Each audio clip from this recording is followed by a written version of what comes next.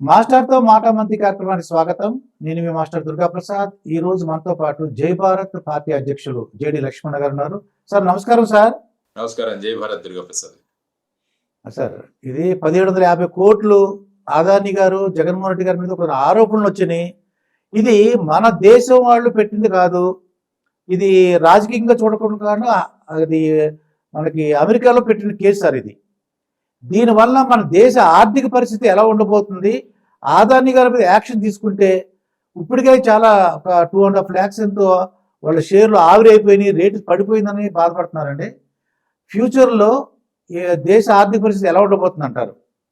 ఇందులో ముఖ్యంగా మనం చూసుకోవాల్సింది ఏంటంటే మహాత్మా గాంధీ గారు 7 పాపాల గురించి ఆయన మాట్లాడారు. ఆయన ఏమన్నారంటే వెల్త్ వితౌట్ వర్క్, అంటే పని లేకుండా ఆదాయం, సంపద, తర్వాత ప్లెజర్ వితౌట్ కాన్షియన్స్ అంటారు. అంటే మనము ఏ విధమైన అంతరాత్మ లేకుండా మనము ఎంజాయ్ చేయడం, తర్వాత క్యారెక్టర్, నాలెడ్జ్ వితౌట్ క్యారెక్టర్ అంటారు ఆయన, అంటే క్యారెక్టర్ లేని జ్ఞానం, తర్వాత కామర్స్ వితౌట్ మొరాలిటీ, అంటే ఏదైనా వ్యాపారం దానిలో ఎటువంటి మోరల్ వాల్యూస్ లేకుండా చేసేది, తర్వాత science without humanity, religion without sacrifice, politics without principle అని 7 ఆయన వర్ణించారు. ఇందులో ముఖ్యంగా ఈ కేసుకు ఏది అన్వయిస్తుందంటే కామర్స్ వితౌట్ మొరాలిటీ, అంటే ఏ విధమైన మోరల్ వాల్యూస్ లేకుండా మనం కనుక వ్యాపారం చేస్తే ఏమవుతుంది, అది కూడా ఒక పెద్ద పాపం అని మహాత్మా గాంధీ గారు అన్నారు. ఇప్పుడు ఈ విషయం మీరు అన్నట్టు అమెరికా వాళ్ళు కేసు వేశారు, తర్వాత అమెరికా కోర్టులో నడుస్తుంది. కానీ వాళ్ళు చెప్పింది ఏంటంటే ఈ లంచాలు ఇచ్చి అవినీతి చేసి ఈ విధమైన కాంట్రాక్ట్లు వాళ్ళు తెచ్చుకున్నారన్నది వాళ్ళ ప్రధానమైన అభియోగం. అంటే ఆ లంచాలు ఇచ్చింది ఆ 5 రాష్ట్రాల్లో ఉన్న గవర్నమెంట్ కు సంబంధించిన వ్యక్తులకు వాళ్ళు ఇచ్చారు అని చెప్పేసి అందులో ఉల్లేఖించడం జరిగింది. అంటే ముఖ్యంగా మనం ముందు చూసుకోవాల్సింది ఏంటంటే ఈ ఏదైతే మనకు వ్యాపారం జరుగుతుందో ఆ వ్యాపారం సరళంగా ఉందా, లేకుంటే అది పారదర్శకంగా ఉందా, దానిలో మొరాలిటీ ఉందా అన్నది చూసుకోవాలి. కాబట్టి ఇప్పుడు రేపు డబ్బులు ఇచ్చేసి ఎవరో ఒకరు బ్రిడ్జ్ కట్టారనుకుందాం ఫర్ ఎగ్జాంపుల్, ఆ బ్రిడ్జ్ లో క్వాలిటీ బ్రిడ్జ్ కడితే అది కూలిపోతే ఏమవుతుందంటే రేపు మీరైనా ఉండొచ్చు, ఆ బ్రిడ్జ్ మీద నేనైనా ఉండొచ్చు, ఎవరైనా ఉండొచ్చు. ఆ తర్వాత మీరు యాక్చువల్ గా బాంబేలో 1993లో బాంబ్ బ్లాస్టులు జరిగాయి. బాబరీ మసీద్ సంఘటన తర్వాత 1993లో దావూద్ ఇబ్రహీం ద్వారా బాంబ్ బ్లాస్టులు చేయబడ్డాయి ఇక్కడ 13 చోట్ల. సుమారుగా 200-300 మంది ప్రజలు ప్రాణాలు కోల్పోయారు. దానిలో ముఖ్యంగా ఒక కస్టమ్స్ అధికారి 25 లక్షల రూపాయల లంచం తీసుకొని మహారాష్ట్రలోని కోస్తా ప్రాంతంలో ఆర్డిఎక్స్ అన్నదాన్ని ల్యాండింగ్ అవడానికి ఆయన ఓకే అన్నాడు. అంటే మనం ఏం చూసుకోవాలంటే మనం చేస్తున్న విధానంలో మనం ఏం చేస్తున్నాం, అవినీతి ఉందా అన్నది ప్రధానంగా చూసుకోవాల్సిన అంశం. కాబట్టి మీరు అన్నట్టు ఆయన ప్రపంచంలోనే పెద్ద billionaire, one of the richest persons in the world. కాబట్టి అటువంటి వ్యక్తి ఈ విధమైన విలువలు లేని వ్యాపారం చేస్తే దాన్ని అందరూ కూడా ఖండించాల్సిన అవసరం చాలా ఉంది. తర్వాత ఈ గవర్నమెంట్ అఫీషియల్స్ ఎవరైతే ఉన్నారో అందులో ఇంకా పేర్లు అయితే వాళ్ళు ఏమీ మెన్షన్ చేయలేదు. ఎవరైతే ఈ గవర్నమెంట్ అఫీషియల్స్ ఉన్నారో వారందరూ కూడా జీతాలు తీసుకుంటారు. అంటే ప్రజలు కడుతున్న పన్నుల్లోంచి వాళ్ళకు నెల నెల జీతాలు వస్తున్నాయి. మరి అటువంటి వారు ఈ విధమైన లంచాలు తీసుకొని రేపు ప్రజాధనం ఏదైతే ఉంటుందో, లేకుంటే ప్రజల మీద పన్నుల భారం ఎక్కువ అవుతుందో అటువంటి నిర్ణయాలు తీసుకుంటే మరి ఆ నిర్ణయాలను ఖండించాల్సిందే. ఎందుకంటే ఆ వ్యక్తి చేసిన తప్పుకి ఆ వ్యక్తి ఖచ్చితంగా అనుభవించాల్సిందే. మీరు అనుకుంటూ అఫీషియల్స్ కాదని, అంటే పొలిటీషియన్స్ ఉన్నారు అంటే అంత 1750 కోట్లు తీసుకున్న అధికారి కష్టం సార్ అని అనుకోవటం. అఫీషియల్స్ అంటే అర్థం పొలిటీషియన్స్ అని చాలా మంది చెప్తున్నారు. ఎందుకంటే మనం ఇన్వెస్టిగేషన్ చేయకుండా ఎవరి మీద రేపు ఫర్ ఎగ్జాంపుల్ మీడియా ఛానల్స్ లో ఉన్న వాళ్ళు అంటే దుర్గాప్రసాద్ గారు కూడా వస్తారు అందులో. అంటే అంతే కదా. అంటే రేపు వాళ్ళు ఎగ్జాక్ట్ గా ఎవరి పేర్లను బయట పెట్టలేదు కాబట్టి అది ఇన్వెస్టిగేషన్ తర్వాత ఎవరి పేరు వస్తుంది అన్నది మనం చూద్దాం. ఏది ఏమైనా ఆ ప్రక్రియ ఏదైతే ఉందో, ఈ వ్యక్తులకు ఏ విధంగా లంచాలు ఇచ్చారో ఇవన్నీ కూడా మనకు భారతదేశంలో తీసుకుంటే ప్రివెన్షన్ ఆఫ్ కరప్షన్ యాక్ట్ ఉన్నది. అవినీతి నిరోధక చట్టం. ఆ చట్టం ఉమ్, ద్వారా చేస్తున్న పనికి లంచాలు తీసుకోవడం అన్నది అదొక చట్టరీత్యా అది నేరం. ఉమ్, అదే విధంగా మీరు చూసుకుంటే FCPA అని ఫారిన్ కరప్షన్ ప్రివెన్షన్ యాక్ట్ అని అక్కడ ఒక చట్టం ఉంది ఉమ్, అమెరికాలో. ఆ చట్టం ఏం ఉమ్, చెబుతుందంటే బయటి దేశాల్లో ఉన్న వారికి ఈ విధంగా ఉమ్, లంచాలు ఇచ్చి వాళ్ళ ఉమ్, వ్యాపారాన్ని ముందుకు తీసుకువెళ్ళడం అన్నది అక్కడి చట్టం ద్వారా అది నేరం. ఉమ్, ఎందుకంటే కొన్ని విదేశాల్లో ఈ విధంగా లాబీయింగ్ కి పర్మిషన్ ఉంటుంది. ఉమ్, ఉమ్, అంటే లాబీయింగ్ చేసుకోవడానికి అవునండి. లీగల్ గా కొన్ని చోట్ల పర్మిషన్ ఉంటుంది. కానీ అక్కడ ఉన్న చట్టంలో ఉమ్, ఏంటంటే ఫారిన్ ఉమ్, కరప్షన్ ప్రివెన్షన్ యాక్ట్ లో బయటి ఉమ్, దేశాలలో ఉన్న గవర్నమెంట్ అఫీషియల్స్ కానీ లేకుంటే ఉమ్, ప్రభుత్వంలో ఉన్న వారికి కానీ ఈ విధంగా లంచాలు ఇచ్చి అవినీతి చేసి ఉమ్, ఆ విధంగా ఉమ్, వ్యాపారం చేయడం అన్నది ఆ చట్టం ప్రకారం నేరం. అందువల్ల ఉమ్, అక్కడ ఉన్న US డిపార్ట్మెంట్ ఆఫ్ జస్టిస్ వాళ్ళు ఒక కేసు వేశారు అక్కడ. ఉమ్, ఉమ్, అంటే సుమారుగా 2200 కోట్ల రూపాయలు. అందులో అవునండి. వాళ్ళు 5 రాష్ట్రాల గురించి మాట్లాడారు. ఒకటి ఉమ్, ఆంధ్రప్రదేశ్, తర్వాత ఉమ్, వచ్చేసి ఒరిస్సా, తమిళనాడు, ఉమ్, ఛత్తీస్గఢ్ మరియు జమ్మూ అండ్ ఉమ్, కాశ్మీర్. ఇందులో అవునండి. వాళ్ళు ప్రధానంగా చెప్పిందంటే సుమారుగా 1750 కోట్లు ఆంధ్రప్రదేశ్కు వెళ్ళింది అని చెప్పారు. అవునండి. తర్వాత అంటే అందులో నాకు ఫారిన్ అఫీషియల్ అని కూడా అన్నారు. ఎవరైతే ఉమ్, మే 2019 నుంచి జూన్ 2024 వరకు ప్రధానమైన భూమిక పోషించారో వారు ఉమ్, అన్నది కూడా అందులో మెన్షన్ చేశారు. ఉమ్, సో దానివల్ల ఆ సమయంలో ఉన్న వాళ్ళు అఫీషియల్సా లేకుంటే పొలిటీషియన్సా అన్నది వారు ఉమ్, ఏ విధమైన సాక్ష్యాధారాలతో మన దేశానికి అందిస్తారన్న దాని మీద ఆధారపడి ఉంటుంది. దానికోసం ఉమ్, మన దేశం వాళ్ళు ఏ విధంగా ముందుకు వెళుతున్నారన్నది కూడా చూడాల్సిన అంశం. అంటే మీరు ఒక పార్టీ అధినేతకి నేను అడుగుతున్నాను సార్. మీరు అంటే ఉమ్. ఒకవేళ యాక్షన్ తీసుకుంటే, అదాని గారు యాక్షన్ మీద తీసుకుంటే మన దేశ ఆర్థిక పరిస్థితి కొద్దిగా ఇబ్బంది పడుతుందేమో అని నాకు అనిపిస్తుంది సార్ అది.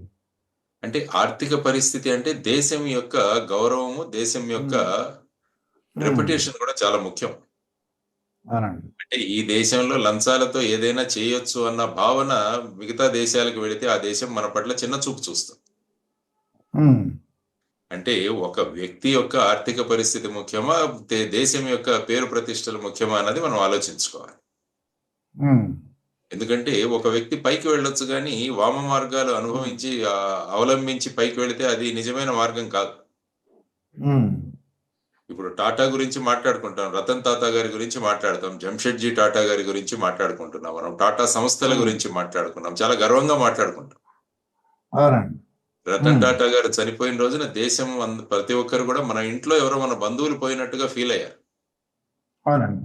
దానికి ప్రధానమైన ఉమ్, కారణం ఏంటంటే వాళ్ళు వ్యాపారంలో అవలంబించిన నీతి, వాళ్ళు అవలంబించిన నిజాయితీ. విధానం, ఉమ్, నిజాయితీ కూడా దాని అట్లా.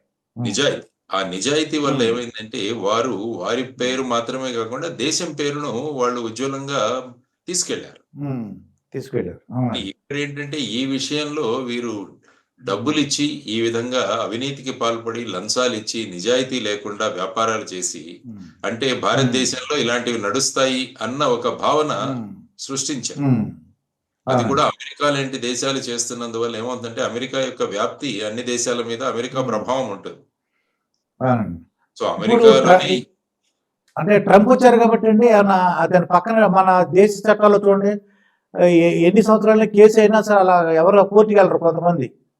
అలాగా ట్రంప్ గారు వచ్చారు కాబట్టి కొద్ది పక్కన పెట్టండి రా అని అంటానికి అవకాశం ఉందా అండి?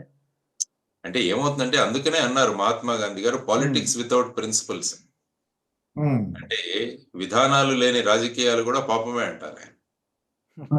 అంటే వీళ్ళు ఓకే. మనవాళ్ళు, వీళ్ళు మనవాళ్ళు కాదు కాబట్టి వీళ్ళని పక్కన ఉమ్, పెట్టండి ఇదంతా చూడడం కూడా, అటువంటి రాజకీయాలు చేయడం ఉమ్, కూడా అది పాపమే. ఉమ్, అందువల్ల వ్యక్తి ఎవరైనా వారు ఏం ఉమ్, చేశారు అన్న దాని మీద, అందుకనే చట్టాలు ఎప్పుడు కూడా ఏం చేశారంటే మీరు ఉమ్, ఏం చేశారు అన్నది చాలా ముఖ్యం.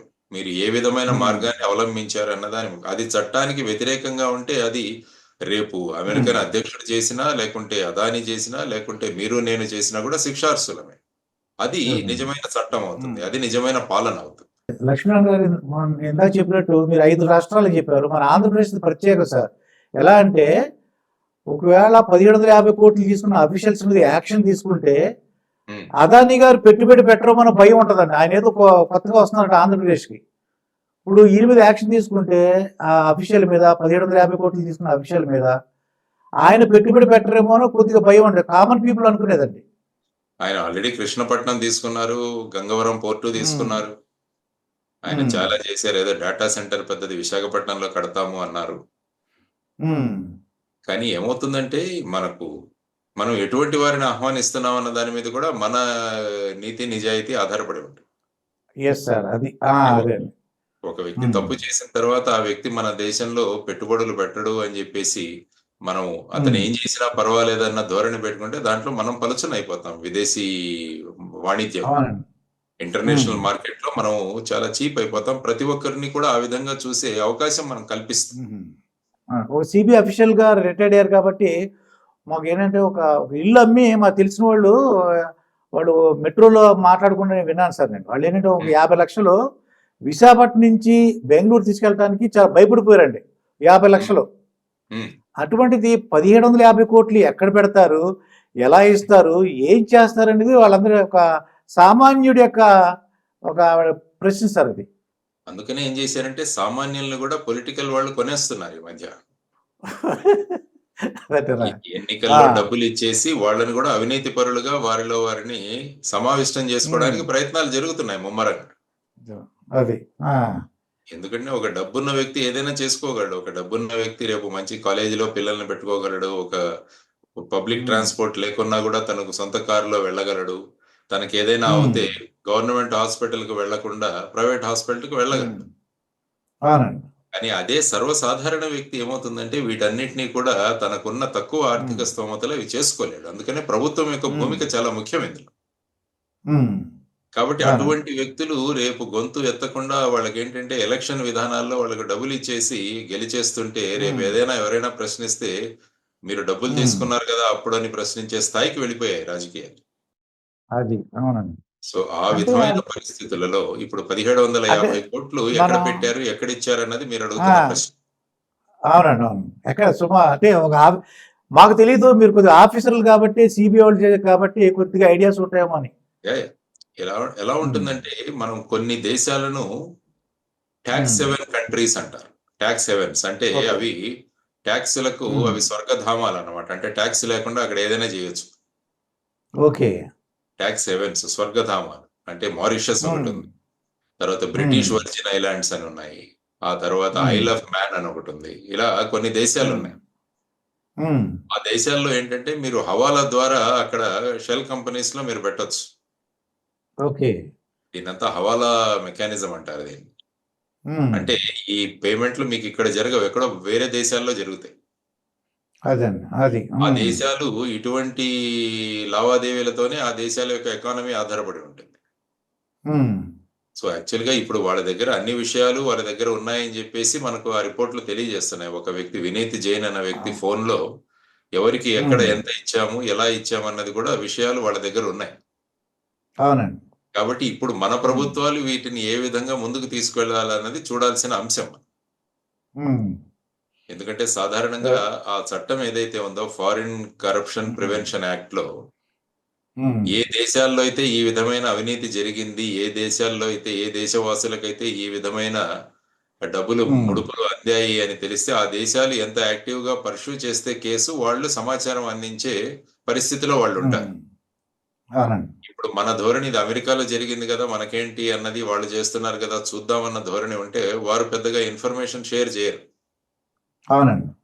అందుకనే ఈ రోజు పార్లమెంట్ లో చూసినా కూడా మీరు ఈ రోజు ఒక జేపీసీ వేయాలని చెప్పేసి ఒక డిమాండ్ జరుగుతుంది. Joint parliamentary committee. అంటే ఇప్పుడు ఏంటంటే ఇంతకుముందు హిండన్బర్గ్ అని ఒక ఆయన అదానీ మీద చేసిన వ్యాఖ్యలు ఏవైతే ఉన్నాయో ఆ సమయంలోనే పార్లమెంట్ లో చాలా పెద్ద పెట్టున గొడవలు జరిగాయి. తర్వాత సెబీలో ఉన్న వ్యక్తులు కూడా ఈ విధంగా అతనికి సహకరిస్తున్నారన్న ఆరోపణలు కూడా చేయబడ్డాయి. ఇప్పుడు అమెరికా డిపార్ట్మెంట్ ఆఫ్ జస్టిస్ మరియు అక్కడ ఉన్న సెక్యూరిటీ ఎక్స్చేంజ్ కమిషన్ వారిద్దరు కూడా 2 విడివిడి సూట్లలో కోర్టులకు వెళ్ళాయి. ఎందుకంటే వీరు ఇంత పెద్ద ప్రాజెక్ట్ ఇక్కడ మాకు వచ్చిందని చెప్పేసి అక్కడ అమెరికాలో ఉన్న వారి దగ్గర నుంచి అనేక డిపాజిట్లు వాళ్ళు ఇన్వెస్ట్మెంట్లు సాధించారు అక్కడ. అంటే ఈ అదే. విధంగా వేరే దేశాల్లో ఉన్న వారికి డబ్బులు ఇచ్చి ఈ విధమైన ఆర్డర్ తెచ్చుకున్నామన్న విషయాన్ని వాళ్ళు దాచివేసి మేమేదో మంచి అవినీతి లేని లేకుంటే ఏవి నీతివంతమైన మేము బిజినెస్ చేస్తున్నామన్న ఒక ప్రదర్శన చేసి వాళ్ళను మభ్యపెట్టి వాళ్ళను ఆ విధంగా మాయ చేసి వాళ్ళు ఇన్వెస్ట్మెంట్లు తీసుకుంటున్నారు కాబట్టి మా వాళ్ళను మోసం చేశారని సెక్యూరిటీ ఎక్స్చేంజ్ కమిషన్ వాళ్ళు ఆరోపణ. సార్ లక్ష్మీనారాయణ గారు మాకు చిన్న డౌట్ ఏంటంటే ఆ. ఇది ఈయన పెద్ద ఏంటి చాలా ఎక్స్పర్ట్ కదా సార్, అదాని గారు అంటే చాలా పెద్ద ఎక్స్పర్ట్.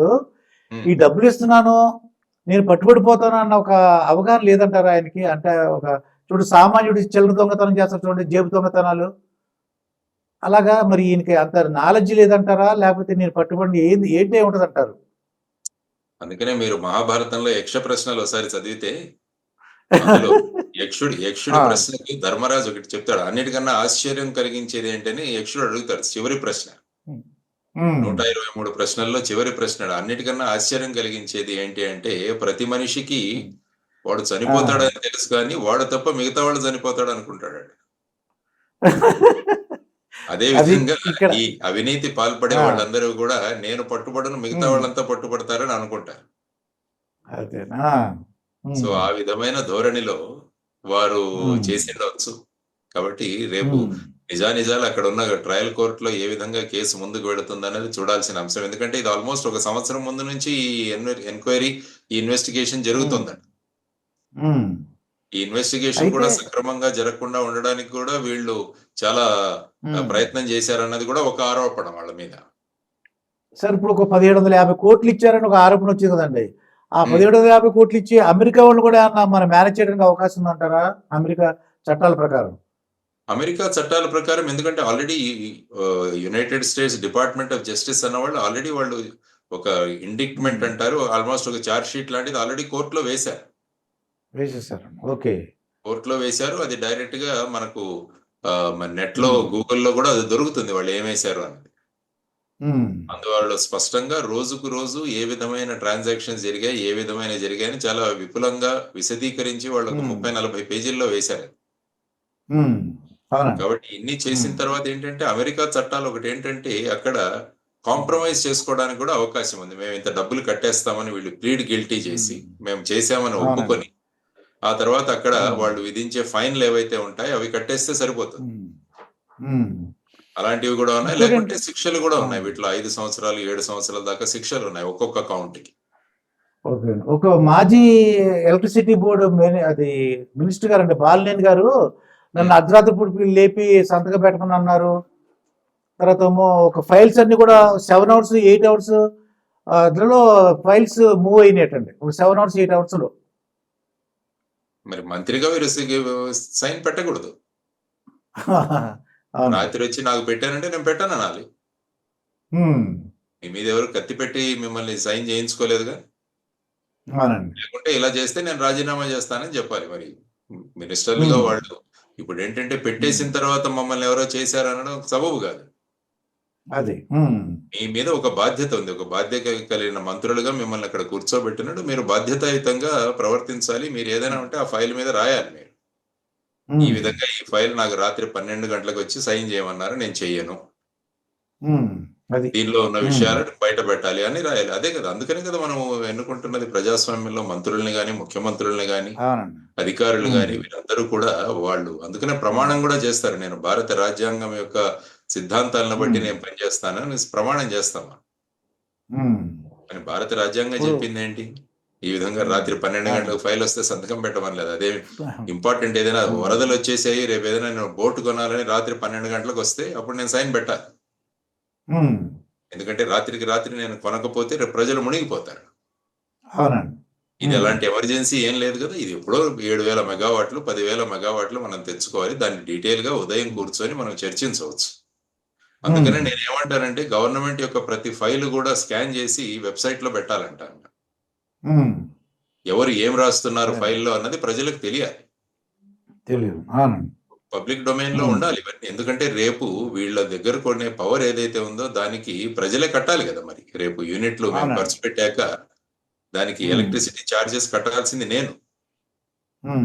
కాబట్టి మీరు ఇలా కోట్ల కొద్ది ఎవరో గవర్నమెంట్ అఫీషియల్స్ కానీ ఎవరో రాజకీయాల్లో ఉన్న వాళ్ళు ఈ విధంగా 1750 కోట్లు తీసుకొని మీరు మా మీద పన్నుల భారం వేస్తే మరి మేము ఎవరికి చెప్పుకోవాలి?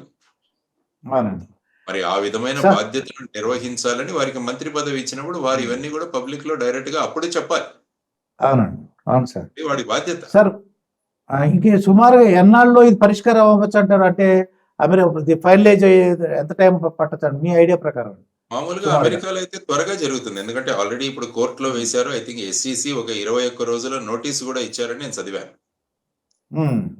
గౌతమ్ అదానికి, తర్వాత సాగర్ అదాని, మిగతా వారికి అంతా 21 రోజుల్లో మాకు రిప్లై ఇవ్వండి అని వాళ్ళకి షోకాజ్ నోటీస్ ఇవ్వడం జరిగింది. మరి ఆ ఓకే. షోకాజ్ నోటీస్ కు వాళ్ళు రిప్లై ఇచ్చిన తర్వాత వాళ్ళు ముందు చర్యలు తీసుకోవచ్చు. చూద్దాం సార్. మీరు చెప్పినట్టు రతన్ టాటా గారు లాంటి వాళ్ళు మనకి పారిశ్రామికవేత్తలుగా ఉండి మన దేశ యొక్క ఆర్థిక ప్రగతిని కానీ ఒక ఒక ఆర్థిక సుస్థిరత తీసుకురావడానికి అటువంటి పారిశ్రామికవేత్తలు రావాలని కోరుకుందాం సార్. డెఫినెట్. సార్ సార్ నమస్కారం Yes. సార్. నమస్కారం.